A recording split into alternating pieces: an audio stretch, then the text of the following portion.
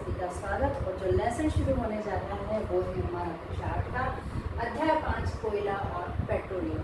तो बच्चों, ये कोयला और पेट्रोलियम है क्या? आप सभी इस बात से जानकार हैं कि कोयला क्या होता है और पेट्रोलियम क्या होता है। पेट्रोल डीजल जो हम गाड़ियों में भरवाते हैं और अन्य कई सारे कामों में आता है, हम सब ने देख रखा है। इसी तरह से कोयला आज भी सिगड़ियाँ जो जलती है गाँव में, या कई बार जो चूल्हे जलते हैं गाँव में, वो सब कोयले से ही जलाए जाते हैं। और हम कह सकते हैं कि वो जो लकड़ी जलकर और जो हम लकड़ी को बुझा देते हैं, तो वो जो छोटे छोटे टुकड़ों में जली हुई लकड़ी जो छोटे छोटे टुकड़ों में टूट जाती है, वो भी एक तरह से कोयला ही होती है बच्चों। तो कोयला और पेट्रोलियम किसके भाग हैं ये हम देखते हैं, लेकिन इससे पहले पढ़ते हैं प्राकृतिक संसाधन, नेचुरल रिसोर्सेस। तो नेचुरल रिसोर्सेस हैं क्या? तो नेचुरल रिसोर्सेस को अगर हम परिभाषा के रूप में व्यक्त करें तो हम कह सकते हैं कि प्रकृति द्वारा उपलब्ध वे सभी पदार्थ जो मनुष्य के जीने के लिए आवश्यक हैं, प्राकृतिक संसाधन नेचुरल रिसोर्सेस कहलाते हैं। जैसे वायु, जल, मृदा, खनिजों में बच्चों धातु और अधातु दोनों ही आते हैं, आप सभी को पता है। तो ये जो नेचुरल रिसोर्सेस होते हैं, प्राकृतिक संसाधन होते हैं, वो हमें जन्म के साथ ही मिलते हैं और इनके लिए हमारे जीने के लिए आवश्यक है, और इनके लिए हमें प्रकृति को कुछ पे नहीं करना पड़ता, कुछ पैसे नहीं देने पड़ते, ये हमें अपने आप ही मिलते हैं बच्चों। अब जो प्राकृतिक संसाधन होते हैं वो दो तरह के होते हैं। अक्षय प्राकृतिक संसाधन, जिन्हें रिन्यूएबल रिसोर्सेज भी कहा जाता है, नाम से ही पता चल रहा है अक्षय प्राकृतिक संसाधन। अक्षय का मतलब कि इनका जो क्षय है, इनकी जो कमी है, हम इनको कितना भी यूज कर लें, इनकी जो कमी है वो कभी भी नहीं होगी, इसलिए इनको हम कहते हैं अक्षय प्राकृतिक संसाधन, रिन्यूएबल रिसोर्सेस। परिभाषा के रूप में व्यक्त करें तो प्रकृति में असीमित मात्रा में उपस्थित प्राकृतिक संसाधन जो कभी समाप्त नहीं होंगे, जैसे सूर्य का प्रकाश, वायु, जल और भी बहुत सारे आप इसमें शामिल कर सकते हैं। तो बच्चों देखिए, सूर्य का प्रकाश है, वायु है, जल है, तो आप इनका उपयोग कितना भी करें, ये समय के साथ साथ वापस से नए बनते जाते हैं। सूर्य का प्रकाश रोज आपको मिल रहा है, नया मिल रहा है, रोज सूर्य उदित होता है। उसी तरह से वायु हमें 24 घंटे प्राप्त होती रहती है। जल जो है महासागर, नदियों, झरनों सभी के रूप में, वर्षा के रूप में जल उपलब्ध है। तो हम कितना भी उपयोग इनका कर लें, ये कभी भी समाप्त नहीं होंगे। तो ऐसे जो रिसोर्सेज हैं वो अक्षय प्राकृतिक संसाधन कहलाते हैं। इसी प्रकार से समाप्त होने वाले प्राकृतिक संसाधनों का जो दूसरा रूप है वो है समाप्त होने वाले प्राकृतिक संसाधन, नॉन रिन्यूएबल रिसोर्सेस। नाम से पता चल रहा है समाप्त होने वाले, यानी यदि हम इनका उपयोग अविवेकपूर्ण ढंग से करेंगे, बहुत ज़्यादा इनका उपयोग करेंगे, तो ये जल्द ही समाप्त हो जाएंगे। क्योंकि बच्चों ये नए नए लगातार रूप से बनते नहीं रहते, इनको बनने में लाखों हजारों वर्षों का समय लग जाता है। इस वजह से इन संसाधनों को हम कहते हैं समाप्त होने वाले प्राकृतिक संसाधन। ये संसाधन प्रकृति में सीमित मात्रा में उपलब्ध होते हैं और अधिक मात्रा में उपयोग लेने पर ये जल्द ही समाप्त हो जाएंगे, जैसे कि खनिज, वन, वन्यजीव, पेट्रोलियम और प्राकृतिक गैस। अभी जो हमारे पास में है वही हमें पता है, और इन पता वाले पदार्थों का यदि हमने अविवेकपूर्ण ढंग से उपयोग किया तो ये जल्द ही समाप्त हो जाएंगे। ठीक है बच्चों। तो पेट्रोलियम, पेट्रोल और डीजल जो है, और कोयला जैसे संसाधनों को जीवाश्म ईंधन कहा जाता है, क्योंकि ये संसाधन सजीव प्राणियों के मृत अवशेषों से प्राप्त होते हैं। मृत अवशेष जानते हैं ना बच्चों आप, कोई जीव अंदर मर गया है, प्रकृति में, पृथ्वी में मर गया है, उसके ऊपर जो है धूल और मिट्टी की परतें लगातार छाती रही, तो उसका जो कार्बनिक वाला जो भाग होगा वो तो डिसोल्व हो जाएगा जीवाणुओं के द्वारा, मिट्टी के जीवाणुओं के द्वारा, लेकिन जो हार्ड पदार्थ रहते हैं, जैसे अगर जीव मरे तो उसकी जो हड्डियां रहती हैं, या कोई आभूषण उस व्यक्ति ने जो कि मरा है उसको आभूषण उस व्यक्ति ने पहन रखे थे, तो इसी तरह से पेड़ गिरे हैं तो उनकी जो हार्ड जो तने होते हैं वो नहीं हो पाते। तो इस तरह से जो हमें प्रकृति में उपलब्ध रहते हैं अवशेष, जो बहुत सालों के बाद हमें मिलते हैं खुदाई करने पर, उसे कहा जाता है अवशेष।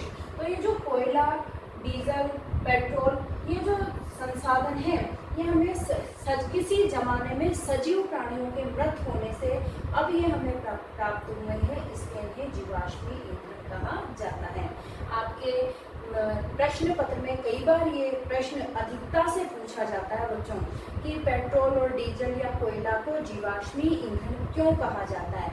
क्यों कहा जाता है अब आप समझ गए होंगे, क्योंकि ये मृत अवशेषों से, पेड़ पौधों के और जीव जंतुओं के मृत अवशेषों से हमें प्राप्त होते हैं, इसलिए इन्हें जीवाश्मी ईंधन कहा जाता है। ठीक है बच्चों, अब आ जाते हैं अपन कोयला, जो कि हमारा पाठ का नाम है, कोयला और पेट्रोलियम।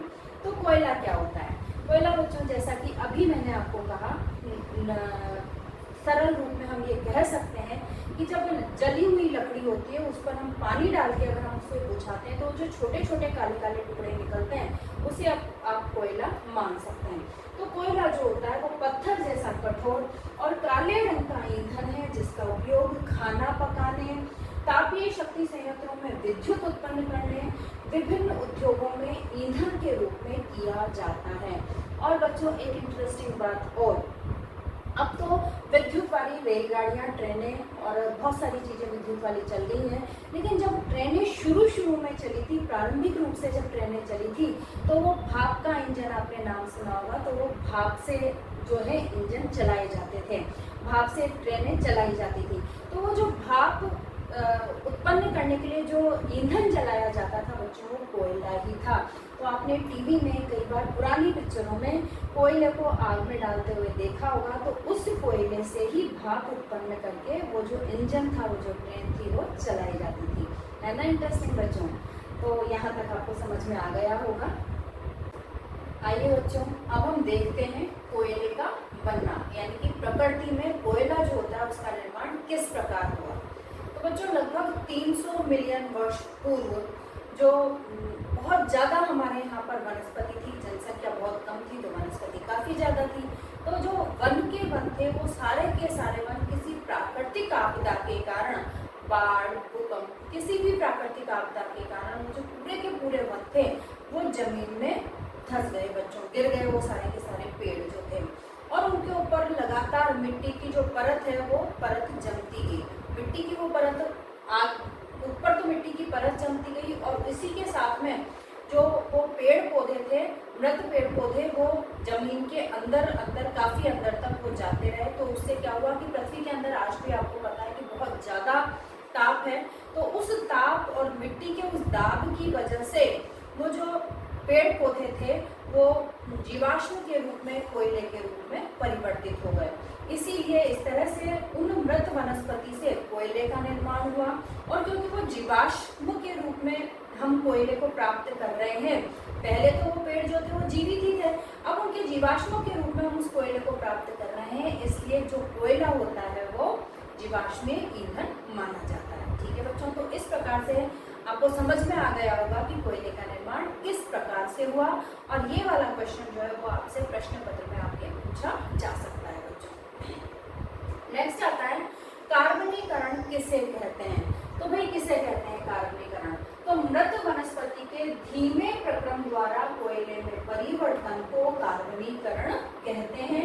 उद्योगों में कोयले के प्रक्रमण के द्वारा कोक, कोलतार, कोयला गैस जैसे उपयोगी उत्पाद प्राप्त किए जाते हैं। ठीक है, तो जो कोयले के बनने का प्रक्रम है वो कार्बन की अधिकता, उसके अंदर होने का जो प्रक्रम है वो कार्बनीकरण कहलाता है। और कोयले का उपयोग, जैसे कि हमने पहले भी बोला था कि कोक, कोलतार, कोयला गैस जैसे उपयोगी उत्पाद जो होते हैं वो कोयले के प्रक्रमण के द्वारा बनाए जाते हैं। ठीक है बच्चों, अब आ जाता है कि वायु में गर्म करने पर कोयला जलकर कार्बन डाइऑक्साइड गैस देता है। ये आपने गाँव में जब चूल्हा जलाते हैं तो उसमें भी देखा है, सिगड़ी जब जलाते हैं, सिगड़ी पर रोटी बनाते हैं, पहले के ज़माने में बनाते थे, आज भी कई लोग बनाते हैं, तो उससे जो गैस धुआं निकलता है वो कार्बन डाइऑक्साइड गैस होती है। अब बच्चों जो ये कोक, कोलतार, कोयला गैस बने हैं उनके बारे में हम एक एक करके पढ़ते हैं। तो सबसे पहले होता है कोक। कोक क्या होता है? दिखने में ये कोयले जैसा ही लगता है हमें। तो ये कठोर सरंध्र काला पदार्थ जो कार्बन का लगभग शुद्ध रूप है। ये आपसे पूछा जा सकता है कि कोयले का कौन सा जो पदार्थ है, कोयले से प्राप्त कौन सा ऐसा पदार्थ है जो जिसमें कार्बन का लगभग शुद्ध रूप होता है, तो वो होता है बच्चों कोक। इसका उपयोग इस्पात के औद्योगिक निर्माण में और धातुओं के निष्कर्षण में किया जाता है। जब हम धातुओं वाला लेसन पढ़ेंगे तो उनके निष्कर्षण में, उनको प्राप्त करने के लिए इस कोक का उपयोग किया जाता है बच्चों। ठीक है।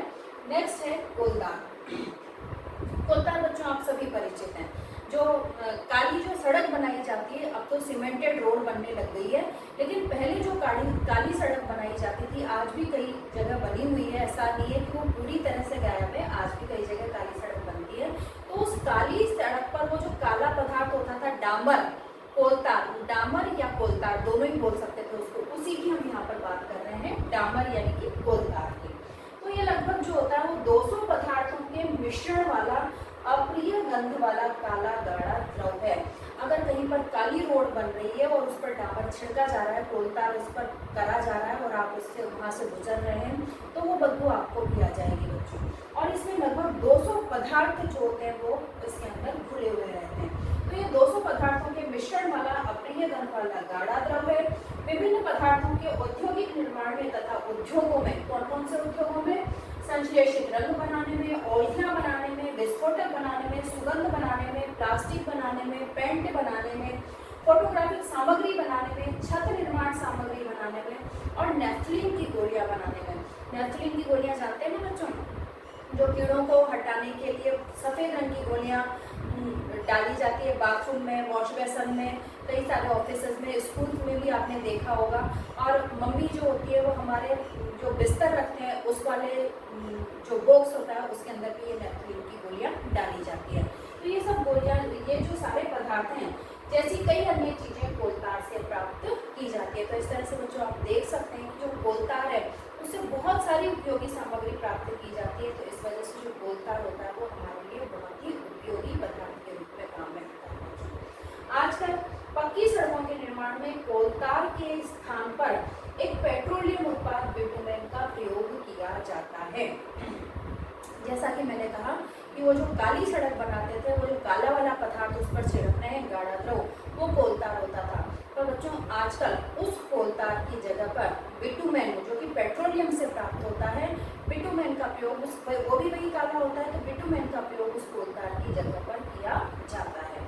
ठीक है, तो ये वाला जो प्रश्न यहाँ पर बनता है कि बिटुमेन का, ये कोलतार के स्थान पर किसका प्रयोग किया जा रहा है सड़क निर्माण में, तो आपका आंसर होगा बिटुमेन का प्रयोग किया जा रहा है। ठीक है, क्लियर है यहाँ तक?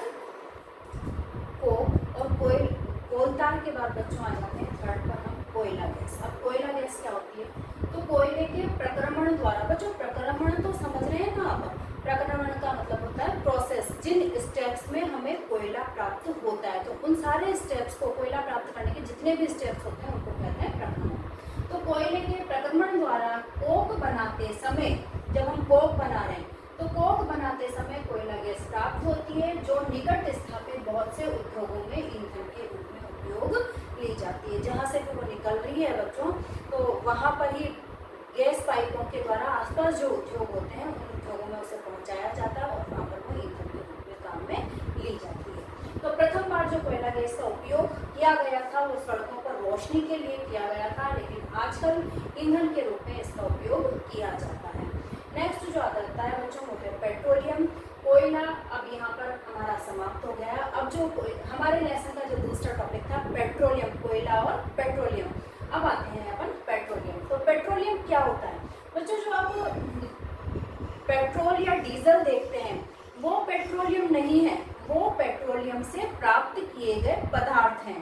तो पेट्रोलियम जो हमें प्राकृतिक रूप से प्राप्त होता है वो क्या होता है कि जमीन के नीचे की चट्टानों के मध्य से निकाला गया गाढ़ा भूरे रंग का तेलीय द्रव होता है वो, जिसमें कि स्नेहक तेल, पैराफिन मोम, गैस, पेट्रोल, डीजल, ये सारे जो होते हैं वो सब चीज़ें उसके अंदर घुली हुई रहती है, यानी कि इन सबका ये मिश्रण होता है। तो पेट्रोलियम का जो निर्माण है वो समुद्र में रहने वाले जीवों के मृत शरीर से उच्च ताप व दाब के कारण हुआ। जिस तरह से कोयले का निर्माण वनस्पति के दब जाने के कारण हुआ था, उसी प्रकार से ये जो पेट्रोलियम का निर्माण हुआ वो जीवों के, समुद्री जो जीवों के मृत हो जाने के कारण से हुआ।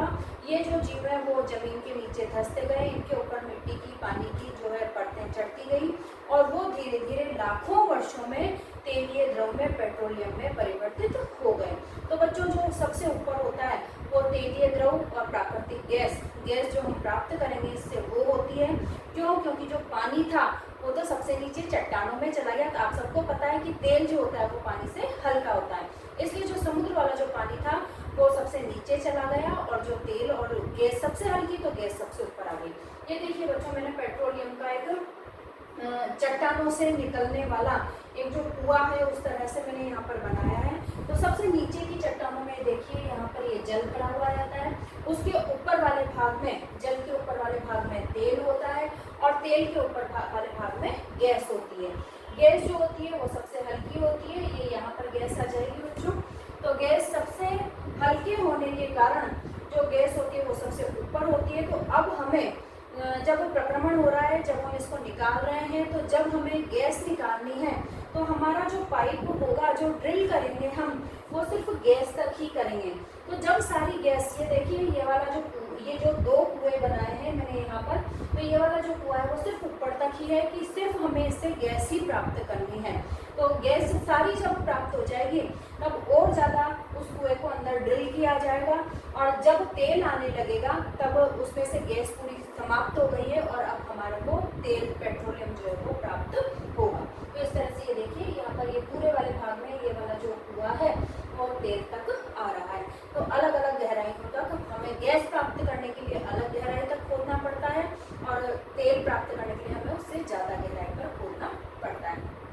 खोदना नहीं होता बच्चों, ये ड्रिल करना होता है। जैसे कि ट्यूबवेल को ड्रिल किया जाता है पाइप डाल के, उसी तरह से नॉर्मल हम कुएं खोदते हैं उस तरह से नहीं किया जाएगा, बल्कि ड्रिल के माध्यम से ही पाइप डालकर ही इन कुओं को खोदा जाता है। तो पहला जो कुआं था, विश्व के पहले तेल का जो कुआं था, वो पेंसिल्वेनिया अमेरिका में 1859 में प्रवेदित यानी कि ड्रिल किया गया था। इसके बाद में बहुत सारी जगहों पर हमें तेल के कुएं मिले। भारत में कहाँ कहाँ पर है तेल के कुएं? तो भारत में तेल जो है वो असम में, गुजरात में, बॉम्बे हाई और गोदावरी तथा कृष्णा नदियों के वैक्सीन में पाया जाता है। बच्चों आपके ये वाले जो क्वेश्चन हैं वो रिक्त स्थान या वस्तुनिष्ठ प्रश्नों में मल्टीपल चॉइस वाले जो क्वेश्चन आते हैं उनमें पूछ लिए जाते हैं। तो आपको ये पता होना चाहिए कि विश्व का पहले तेल का कुआं कहाँ पर ड्रिल किया गया और भारत में तेल जो मिलने की संभावनाएं हैं या तेल के कुएं जो हैं वो कहाँ कहाँ पर स्थित हैं। क्लियर है बच्चों यहाँ तक? नेक्स्ट टॉपिक जो हमारा आ जाता है वो होता है पेट्रोलियम का परिष्करण। तो वो परिष्करण कहते हैं किसे?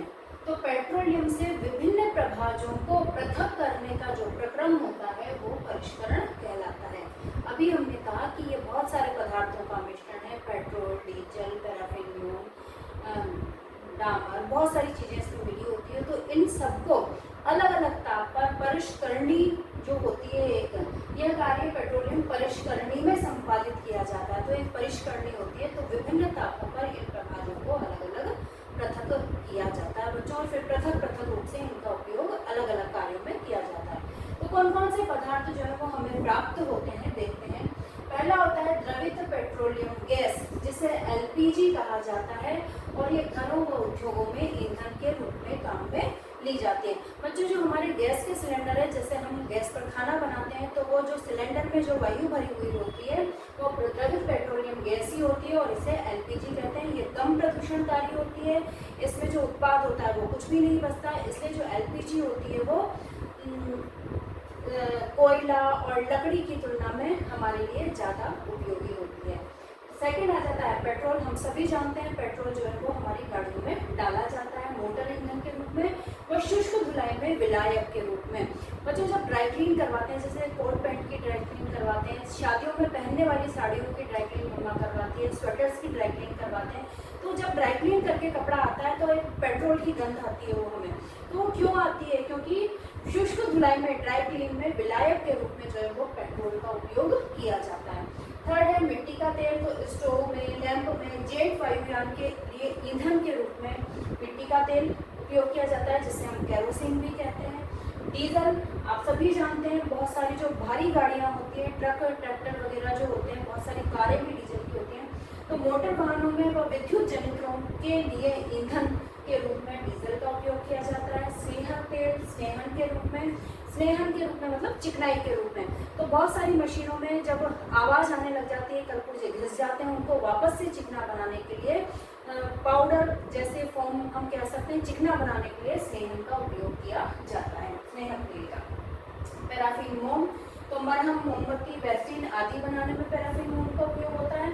और बिटुमेन, अभी जस्ट मैंने बताया था कि आजकल डामर के बदले, कोलतार के बदले बिटुमेन का प्रयोग काली सड़कों को बनाने में किया जा रहा है। तो पेंट के रूप में और सड़क निर्माण में बिटुमेन का प्रयोग किया जाता है। तो बच्चों ये इस तरह से कुछ उत्पाद हैं जो हमें पेट्रोलियम के परिष्करण से प्राप्त होते हैं।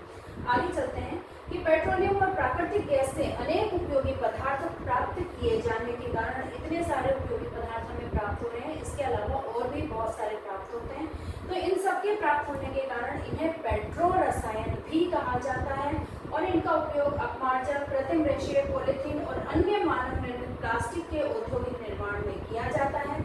इसके अलावा प्राकृतिक गैस से प्राप्त हाइड्रोजन गैस का उपयोग उर्वरक बनाने में, यूरिया में बच्चों हाइड्रोजन गैस उपयोग होती है जो कि यहीं से ली जाती है, उर्वरक बनाने में होता है। बहुत अधिक व्यावसायिक महत्व के कारण पेट्रोलियम को काला सोना भी कहा जाता है, ब्लैक गोल्ड बच्चों।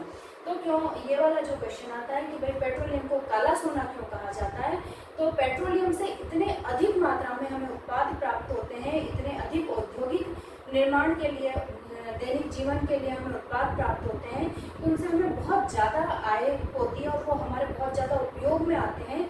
इसलिए पेट्रोलियम को काला सोना भी कहा जाता है। ठीक है बच्चों, अब आ जाता है कि प्राकृतिक गैस को संपीड़ित प्राकृतिक गैस CNG के रूप में भंडारित किया जाता है। अभी प्राकृतिक गैस की बात हुई थी कि जब वो कुएं से सबसे पहले जो निकलती है, पेट्रोलियम से भी पहले तो प्राकृतिक गैस होती है, तो इसको हम संपीड़ित करके उसको उच्च दाब पर संपीड़ित करके उसे CNG के रूप में उपयोग में लेते हैं और उस CNG का उपयोग ऊर्जा उत्पादन में कम प्रदूषणकारी ईंधन के रूप में किया जाता है। बच्चों आप जानते हैं कि आजकल CNG वाली गाड़ियाँ चलती हैं तो वो धुआं भी कम देती हैं, कम प्रदूषणकारी होती है, यानी कि धुआं कम देती हैं, बहुत आसानी से वो चल जाती हैं और इनका जो परिवहन होता है वो भी बहुत आसानी से पाइपों के द्वारा कर दिया जाता है। तो इसकी आपूर्ति पाइपों द्वारा सरलता से की जा सकती है। हमारे देश में प्राकृतिक गैस के जो भंडार है वो कहाँ पर हैं? त्रिपुरा, राजस्थान, महाराष्ट्र और कृष्णा गोदावरी डेल्टा में इसके जो भंडार हैं वो पाए जाते हैं और कई रसायनों व उर्वरकों के औद्योगिक निर्माण में भी इसका उपयोग होता है। तो पेट्रोलियम के साथ साथ जो प्राकृतिक गैस होती है वो भी हमारे लिए बहुत ज़्यादा उपयोगी साबित होती है और इसीलिए इन दोनों का जो अध्ययन है वो पेट्रो रसायन कहलाता है और पेट्रोलियम को काला सोना भी कहा जाता है। ठीक है बच्चों, यहाँ तक। बच्चों जैसा कि अभी बताया था लेसन के स्टार्टिंग में कि कुछ प्राकृतिक संसाधन जो हैं वो हमारे समाप्त होने वाले प्राकृतिक संसाधन हैं, क्योंकि उनका निर्माण जो है, उनके निर्माण की प्रक्रिया में लाखों वर्ष लग जाते हैं और वो अगर यदि अविवेकपूर्ण ढंग से उनका उपयोग किया गया तो वो जल्दी ही समाप्त हो जाएंगे। तो कुछ प्राकृतिक संसाधनों के सीमित होने के कारण इनका उपयोग हमें विवेकपूर्ण तरीके से करना चाहिए और भारत में पेट्रोलियम संरक्षण अनुसंधान संघ PCRA ने पेट्रोलियम और डीजल को बचाने के कुछ उपाय सुझाए हैं।